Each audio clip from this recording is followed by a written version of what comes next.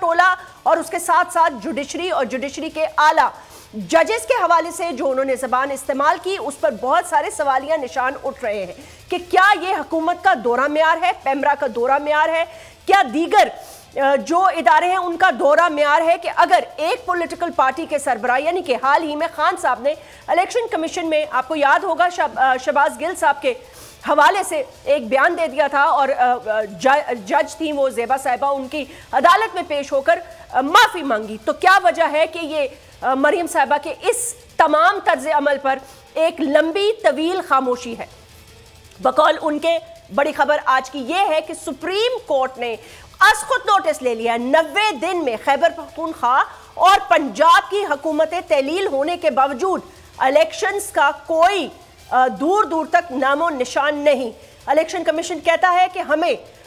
Mandate ही नहीं कि हम जनरल इलेक्शंस कॉल कर सके, और गवर्नर साहब ये फरमा रहे हैं कि क्योंकि हमने तहलील ही नहीं की असेंबली तो मेरे पास ये इख्तियार नहीं, और सब जंग इख्तियारात की। अब 90 दिन में आर्टिकल्स आइन के क्या कहते हैं और उसके बाद की खामोशी पर जजेस के हवाले से ये बात आ रही है कि उन्होंने कहा है कि आइन ने सुप्रीम कोर्ट का दरवाजा खटखटाया है। आज हमारे साथ 3 इंपॉर्टेंट गेस्ट हैं। Yasmin Rashid, Punjab health minister, senior रहनुमा है तहरीक इंसाफ की, सेनेटर सलीम मानवीवाला जो फॉर्मर फाइनेंस मिनिस्टर भी रह चुके हैं, पाकिस्तान पीपल्स पार्टी के सीनियर रुकन है, शोएब शाहीन साहब सदर हैं इस्लामाबाद हाई कोर्ट बार